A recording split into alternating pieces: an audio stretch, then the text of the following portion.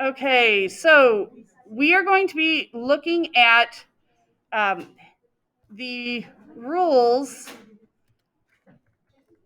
for um, mirrors as we do a ray diagram. A ray diagram is going to literally be putting out exactly where each line, like ray or beam of light, is headed, and it's going to allow us to find where the reflected rays intersect, which is where the images would appear. Okay, that's just basically how we see things, and we see things from a mirror. So you have the rules already drawn out. I have added the color coding in here right now, and so while I 100% understand, you're kind of like, I have literally no idea what these rules mean. This is the reviewing the rules before we actually go over it. It's the act of doing this over and over again that's going to be helpful. So our first step is going to be to draw a primary axis. That primary axis is the central line with the optical device. If you notice, there are a ton of extra primary axes with both mirrors, concave mirrors, convex mirrors, and both types of lenses. That is because the measurements on these, we're going to be doing these as precisely as we can, which is why I'm requiring that you use a ruler. Freehanding straight lines is not a good thing. You can do it as a sketch without the ruler and stuff, but to get the most accurate version of it, I want you to do this as accurately as possible. The exact measurements of everything are based on the amount of curvature that the optical devices have. So for that reason, everything is already to scale on the diagrams you have, and you'll get things that are reasonable. Is that fair? Okay. So you have the primary axis, and then you're going to draw in an object. Now, I have color coded an object to be brown. And when I say object, I mean an arrow pointing up. Okay. And then for mirrors, you absolutely will have to add in the label of the focal point, which is in front of the mirror, and the virtual focal point, which is behind the mirror. Or at least know which one's which. Okay. You're going to draw an incident ray, or a ray going into the mirror, that starts at the tip of the arrow and goes parallel to the primary axis and stops at the mirror when it hits the mirror. That ray is going to be reflected. I'm changing my color from the incident to the reflected ray just to make it in the notes that you can tell which one occurred when. And the reflected ray is going to pass through the focal point for a concave mirror, or would connect to the virtual focal point for a convex mirror. The second incident ray is going to be aimed at, it's going to connect the tip and then aimed at either the focal point for concave or the virtual focal point for convex, and then to the mirror, stopping when you hit the mirror. The ray that goes in diagonally will exit horizontally because of the exact one we picked. And the second reflected ray is going to also be parallel to the primary axis. And then our image, which will be another arrow, I've marked this one as orange. Everybody okay out there? Yeah, okay, all right. And where the reflected rays meet, we're going to see them come together. All right, now I'm going to do this on the board, like live draw it out, as you're doing it on the actual paper. The other thing is, I'm also going to be using the PowerPoint, because I have this set up so that it actually is it's actually up on my HB that you can download or access the Google Slide version of this. And it's animated, so literally step by step. It's like draw the object. Boom, the object appears. You hit click, the object appears. Hit enter, the first incident ray appears. So you can step by step go through this if you need more practice with it. Is that fair? Okay. And for those of you who are doing this at home, you'll be able to also, or looking at this as the video, you'll be able to see them appear on screen, even though you're not going to see what I'm drawing on the board. So we're going to start with concave mirrors. And I do believe that the first concave mirror, we're asked in this to place an object outside of C. Is that what that says? Yeah. Okay. So here's my curvature. That's not very good. I'm just drawing my primary axis. You already have a primary axis. Therefore, you do not need to do what I'm drawing on the board right now. But I'm going to mark that I have my focal point here and my virtual focal point behind the mirror. I'm also going to add in my center of curvature more so that I understand where it is I'm supposed to be placing my object. So when I say outside of something, I mean further away from the vertex. So outside C, we want to draw an upright arrow somewhere to the left of C. Generally speaking, you don't want to draw it too big, and you definitely don't want to draw it too small. I would suggest roughly half the height of the mirror above it.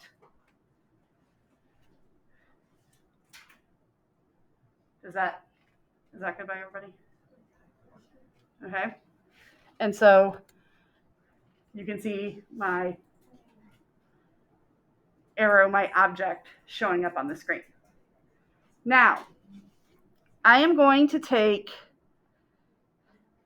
a ruler and connect the tip of the arrow to the mirror, and I'm going to run it parallel to the primary axis. So it would look something like this.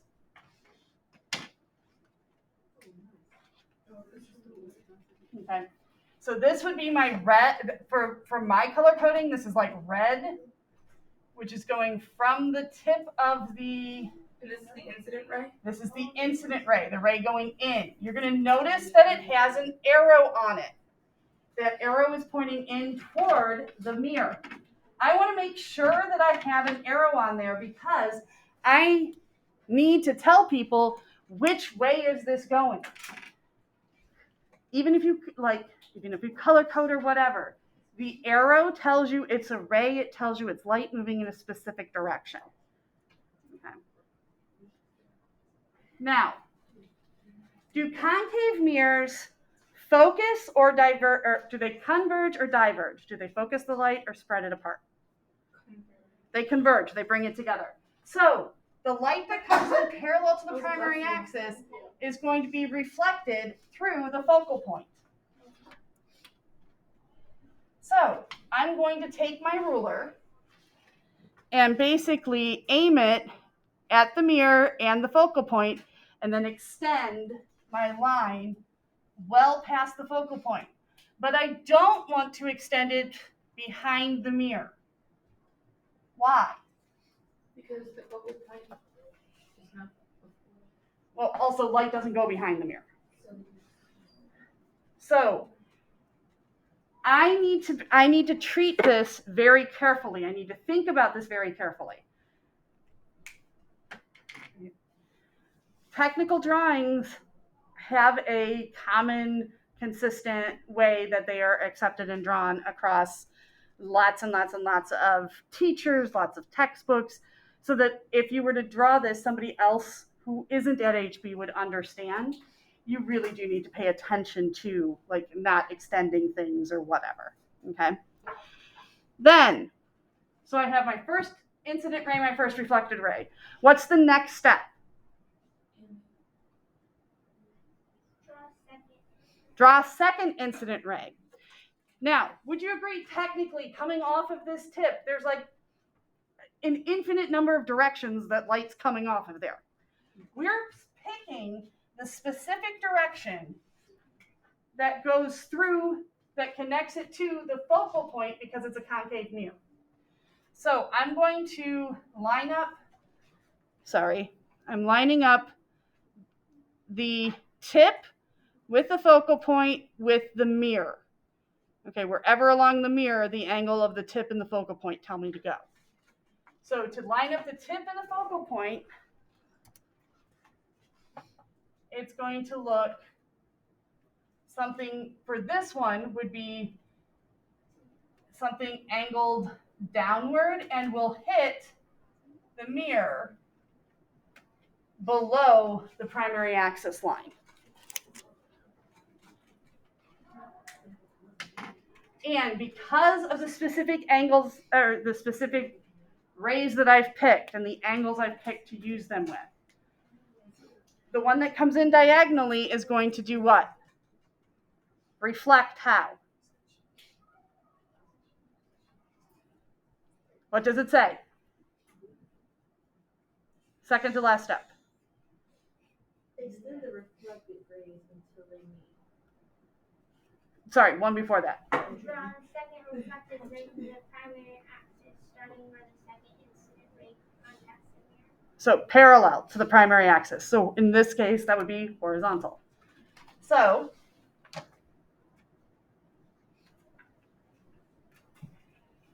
on the computer and on the board, I have drawn these exaggerated lines. I have extended my lines hugely in the first place. The next step says extend the lines as necessary so that they will connect. Because some people like only go to like, if you don't extend it far enough, but you're like, oh, hey, they'll connect further out. Make the lines go until they connect. All right. Then, where did the incident rays connect? At the tip of the object. So where will the reflected rays indicate? The tip of the, or reflection, what do we call that? What word do we call that? Image. The image, the thing we see, the reflection we see is called an image. So that tip is going to be exactly where the two reflected rays intersect. And then, so the tip is there, and then the arrow starts at the primary axis. So in this case, we have it set up like this. Now, your packet has, I think, 4 additional questions about this that we're going to be able to classify and figure out information simply by looking at the diagram. Okay, are we good? Are we ready? So the first question, I believe, is what is the image location? Image location is either going to be in front of the mirror or behind the mirror. So where is this image located? In front of the mirror. So boom, in front of the mirror. I believe the second question is what is its orientation? There are 2 possibilities for orientation. We can either be erect or upright, or we could be inverted or upside down.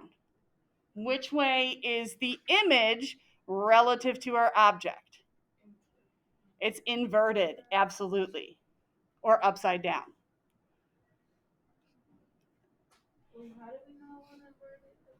Okay, remember how we said that the incident rays came together at the tip of the arrow, right?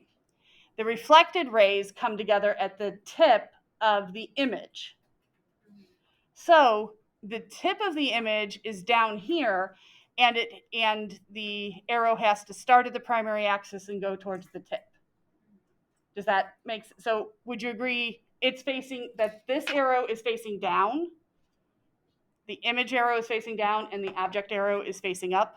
Okay, so it's because the image arrow is It's because the image is in the opposite direction. It points the opposite direction of the object. Christine. So if the arrow was, like the tip of the arrow was up, that would not be inverted. Correct. But we'll do ones that aren't inverted. But like, let's right now, I want to focus on what we see here as opposed to what if, what if, what if. Well, what if we will get to the what ifs, but I want to make sure we understand this one. Does everybody get that it's inverted or upside down? Okay, the fact that you have the combination of the image appearing on what I refer to as the correct side, or basically in front of the mirror, and the image is inverted. What type of image is this? Real or virtual?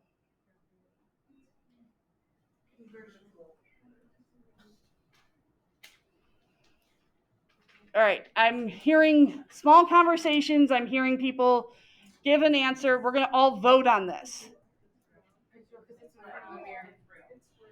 Real. Light actually comes together. Remember, real means the light reflections actually met to create this image.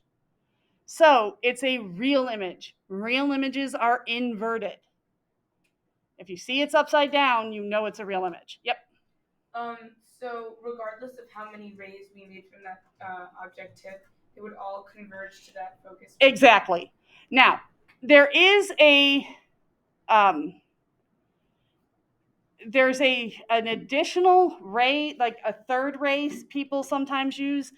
I don't like using the third ray because the third ray, which is going through the center of curvature, and if it goes in along the center of curvature, it bounces back along the exact same line. And if you line it up, it would go through there, but that requires a level of precision that is way, way, way beyond what I expect of you. So we only need 2 rays. 2, yes, exactly. 2 rays intersecting is enough to find it. The third ray is a confirmation one, but I don't tend to have you draw that one because it requires an immense amount of precision, and you have to actually measure to make sure that this one is perfectly horizontal, that everything's perfectly horizontal. You guys get that that's hard, right? Yeah, like that's a, and if you're off by even a degree, it's not going to work, which sucks.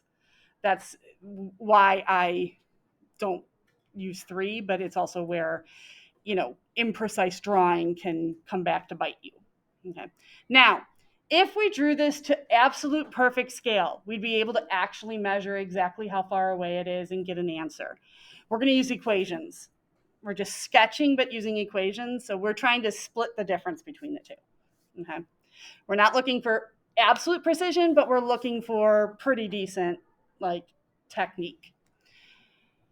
And the final question: how does the size of the image compare to the size of the object? Smaller, absolutely. So in other words, if you're far away from a concave mirror, the image will always appear upside down, smaller, and in front of the mirror. And it will be real. If you're more than twice the focal length away or very far away, and the farther, sorry about the voice crack. The farther away you are, the smaller the image is going to be.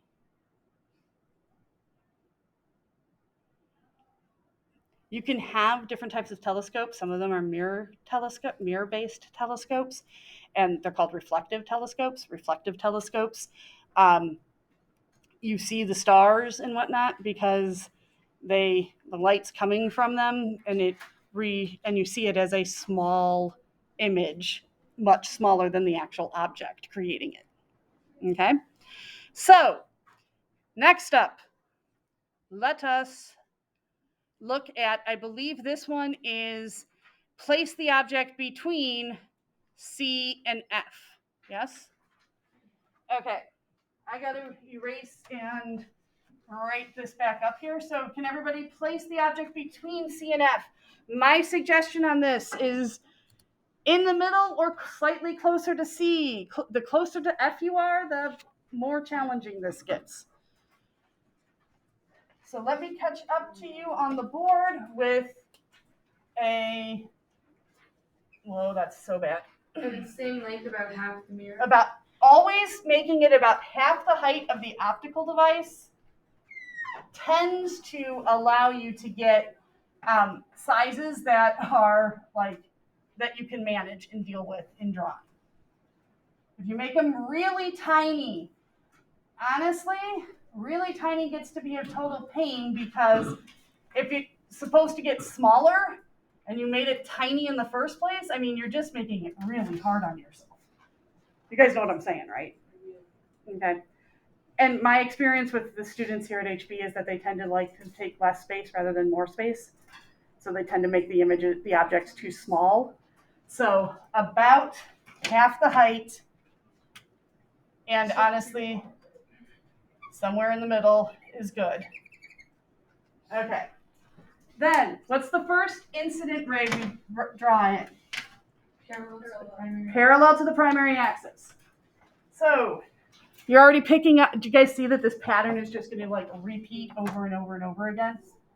So we're going to go in towards the center. Okay. We are then going to have it reflect off of the mirror, and it's going, because it's a concave mirror, it's going to go through the focal point.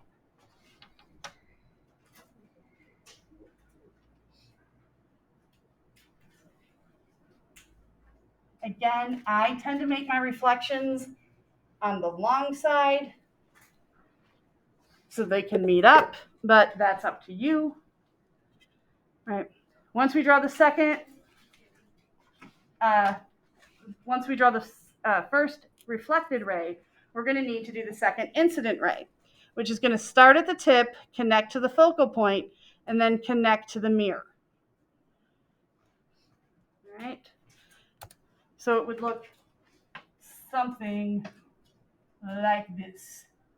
Now, on the computer, I'm going to totally own that trying to draw straight lines on the computer, they're easier to just draw a straight arrow on the computer, and having the arrow tip go all the way to the mirror is just like a lot easier to get the directions right on that versus trying to like have the arrow in the middle.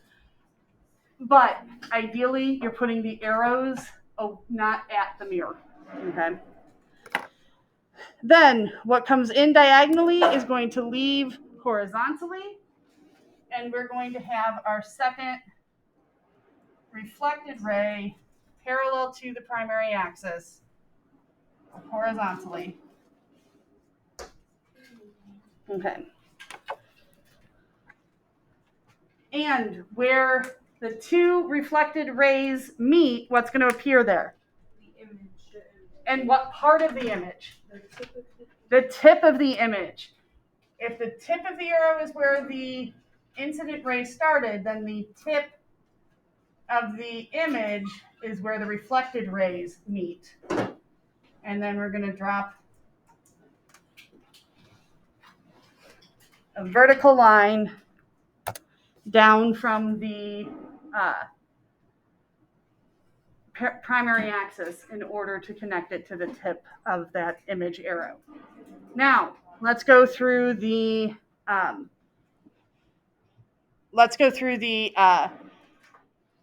what is it called? Pardon? The questions at the end. Thank you. Tremonti, thank you very much. Okay. So the questions at the end, where is it located? In front of the mirror, absolutely. What is its orientation? Inverted. And what is its type? Real, perfect. And its size? Bigger or larger? Yes? Agreed? Okay. Do we see that there's definitely a difference in the size here? Okay. Generally speaking, the closer you are to one of the, to either the center of curvature or the focal point, the sometimes harder it is to tell what's going on, because the drawing is a little bit harder when it gets closer to the specific marks. Is that fair? Okay. Then let's go ahead and jump to the next one. And this one, we're now going to bring in the object even closer. We're going to put the object inside the focal point. So closer to the vertex than the actual focal point. Again, we want to try to make this roughly half the height or so. That's not perfect on the. And I am putting this one up on here again. And 50. Let's do 65, 80. Where is this? 35.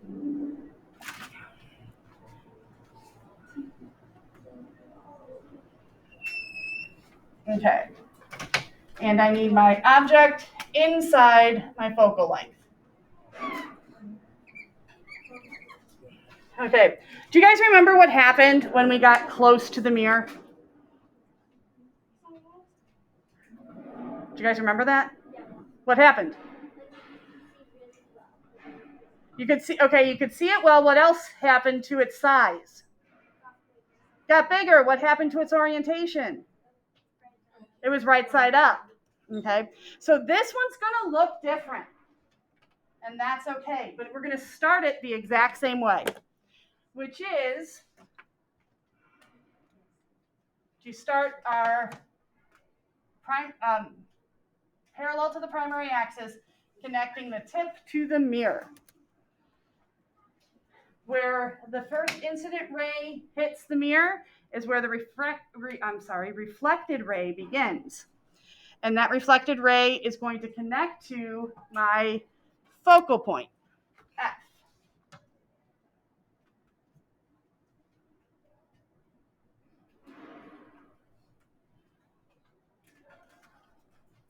Boom.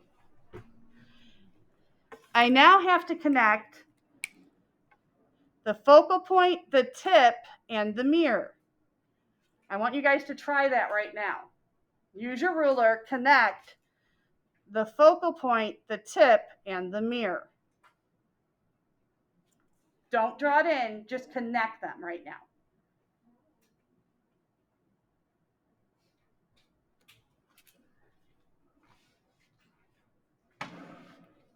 Since the focal point is behind the arrow, the object, we are going to need to, come on, there we go. Direct it upwards. So it's going to hit the mirror. Remember, it's going to start at the tip and hit the mirror up here. That's why I didn't want you to draw it in yet. You don't have to connect the incident ray to the focal point, but if you were to, crap, too many wires. If you were to take a ruler and connect this, you'll see they're along the same line. Yes? On the screen. Okay. Then what goes in diagonally comes out how? Parallel to the primary axis. All right. Now, I'm going to ask you a crazy question. Are these two blue lines ever going to meet?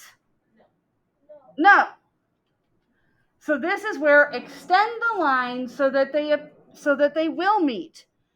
And we can kind of imagine that light would travel backwards. Is light going behind the mirror? Nope. But we can extend the line by dashing it to say, hey, we know light doesn't go there, but that's the straight line path light would have taken. Then we extend the other one the same way.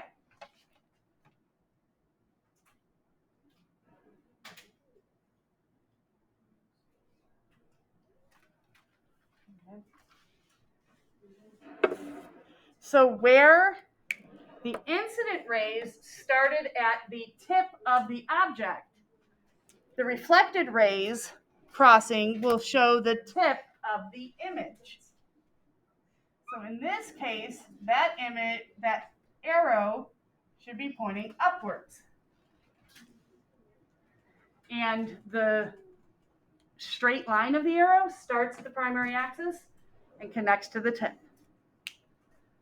So let's talk information. What's the location of this image? Behind the mirror. Behind the mirror. 100% behind the mirror. So what does that mean? Does it mean you can't see the image? I'm sorry, could you say that again, Germani? Does it mean like you can't see the image?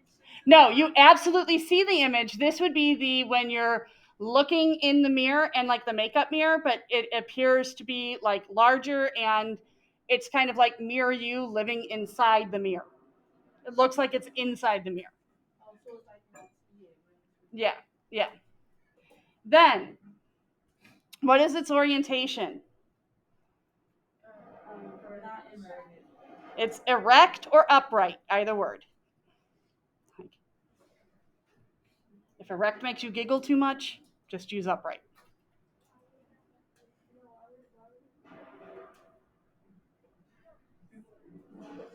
Oh my god, okay, please don't make me say it out loud. No, just don't say it. It's fine. We're good. Okay. And then, what type of image is this? Virtual. The light doesn't actually come together, but it appears as if it's coming together behind the mirror. So the image looks like it's inside the mirror. It's like in front of you. If this was you standing in front of this mirror, it would look like the image of you is still in front of you and behind where the mirror is. And then finally, what about its size? It's definitely larger. Okay. This is how magnifying mirrors work. Now, I get that this can be confusing when we first do that. We're not done yet because we're going to do convex mirrors next. Okay. That said, I want you to take time tonight on another set of primary axes and practice each one of these again. Why? Because you need to practice doing this. This needs to be a muscle memory thing. Okay? There's no way to logic it.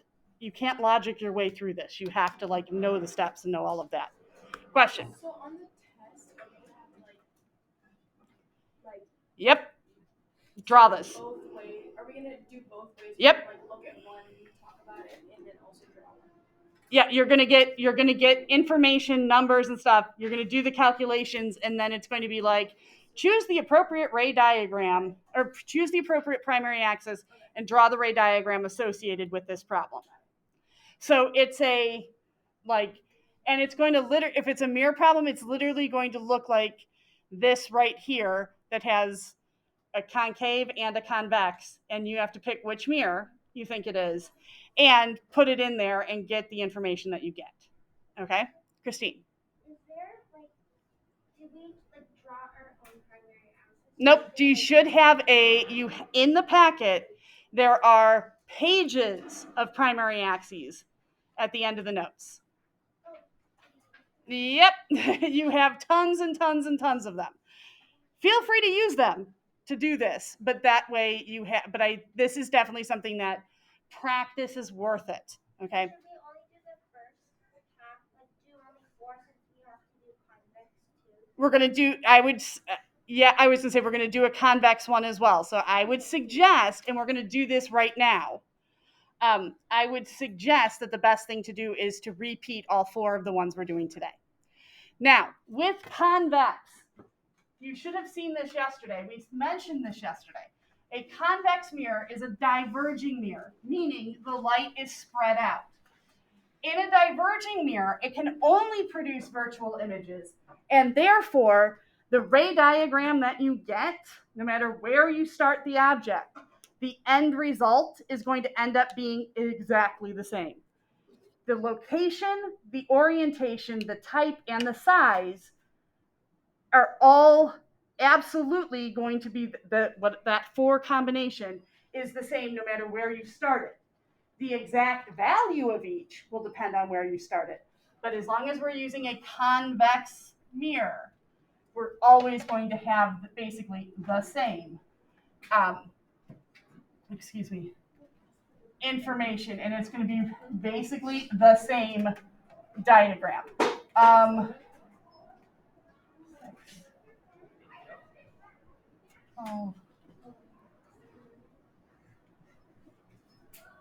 There we go. Okay, now, so we can put this anywhere. I am going to choose to put it outside of C. I'm choosing to put it outside of C because this is the easiest one to draw. Okay.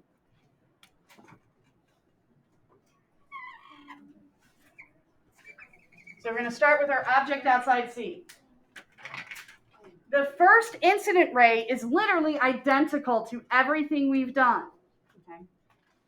The first incident ray is anything that's parallel to the primary axis is always going to be the same. So the first incident ray is going to connect the tip to the mirror and be parallel to the primary axis, or in this case, horizontal. Right. Now, the angles for the reflections are completely different because instead of caving in, this one is bowing out. Yes? So instead of aiming at the focal point, we're going to aim at the virtual focal point. Okay? So we're going to connect the ruler, virtual focal point, and the mirror. Okay. Now, I am going to, on the board, save a little bit of time. I'm also letting the cat out of the... no, I won't. I'll just do it this way. Pardon? It's the suspense. I know. Now, the second incident ray. This one is probably the hardest for the mirrors. You need to connect the tip to the mirror, stopping at the mirror, but you get the angle by aiming at the virtual focal point. Incident rays, under no circumstances, can ever go behind the mirror. So the incident ray... If it helps to draw the dotted portion, like, can't we? Nope. Incident rays cannot go beyond the mirror. Is it okay if we don't necessarily understand the concept of human instead of the concave mirror? Wait, Yet? human instead of the concave mirror? Inside. You said that like when you look into like a compact mirror, it looks like there's a person inside of. But doesn't it look okay? Do you get when you look into your bathroom mirror? Where does mirror you live? Inside the mirror. Inside the mirror or behind the mirror? That's what I mean by that. As opposed to like the light. Being floating in front of the mirror.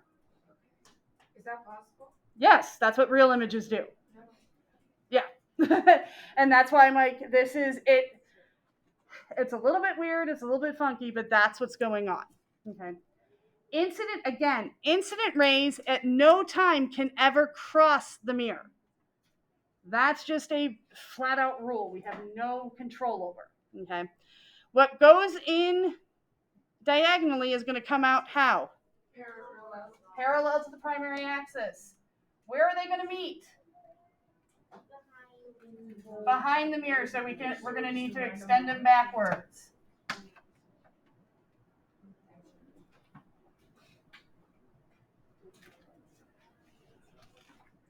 Remember your arrows, extend them, and where the reflected rays meet is where the image appears. And with that, we are done. Your homework, practice.